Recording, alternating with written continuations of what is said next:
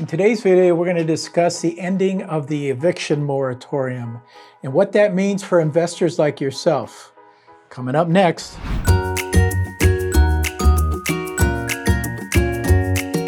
I'm sure that most of you who are in real estate have heard that the Supreme Court has blocked Biden's eviction moratorium. Let's discuss what that can mean for you and your investments. Welcome back to the channel. I'm Joe Holmes. I have over 40 years of experience as a mentor, broker, and investor. I made this channel for the new and experienced investors. So make sure that you subscribe and never miss a thing. Let's talk real quickly about what is an eviction moratorium. So the eviction moratorium was put in place due to COVID, and it has been in place since we started COVID, and it keeps getting extended. The can keeps getting kicked down the road. And finally, the Supreme Court said that's enough, and it is hopefully going to end by the end of September of this year. So basically, it prevented landlords from being able to evict somebody that's renting their place and is not making a payment. So it was kind of like the government said, you don't have to make your payment anymore, and put all that burden on the landlord, who still has the responsibility of making their mortgage payment. Let me kind of describe what it's been like for some landlords. I'm working with a couple of landlords now. One in particular, this landlord bought a property in Chino Hills, and she rented it out, and then all of a sudden she stopped receiving the rent payment. And this was a little bit more unusual than the tenant stopping payment.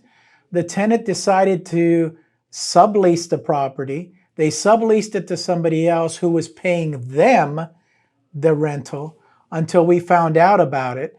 And this was about a process that occurred about a year into it. The landlord actually got an attorney on it. The attorney is still sitting on his hands over this situation. I didn't get involved till just recently, and I'm hopefully going to try to resolve this for her. But I've gone out to the property. I've spoken with the squatter, is the easiest way to say, and he's hopefully going to be moving out at the end of this month. If not, then we have to go through the normal eviction process to get him out. Okay, so people are asking, well, what the heck happens now? Let me tell you this, okay? I like to be fair with everybody. So if you're a landlord out there and you're in this situation, my suggestion to you is you pick up the phone and talk to the person that's in your property and try to negotiate something with them. Obviously, at the end of the month, you're in a better position. You're not necessarily going to have to offer cash for keys, but if you can get them out quicker offering cash for keys, that might be an idea. If not, then if they don't want to move out cooperatively or start paying you again, then you're going to have to hire an eviction attorney. The eviction attorney that I use charges around $1,000, $1,200. I think he's raising his fees because of all this that's going to be going on. So you kind of gauge your cash for keys with that reason. I mean, you might be able to throw $500 at it to help them with moving expenses, and they move out for that reason. If not, then you're going to have to go through the eviction process and start that process, which here in California, because all the laws have changed, it takes 60 days to move somebody out. And then if they contest it, it could take a little bit longer than that, 90 days. So kind of gauge that on what kind of cash for keys you decide to offer.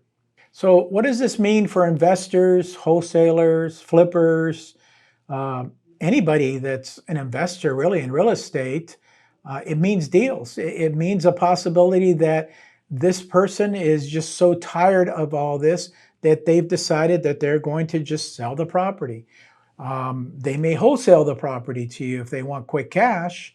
Real estate agents, get prepared, because you should be reaching out to these people and trying to get some leads on listings as well.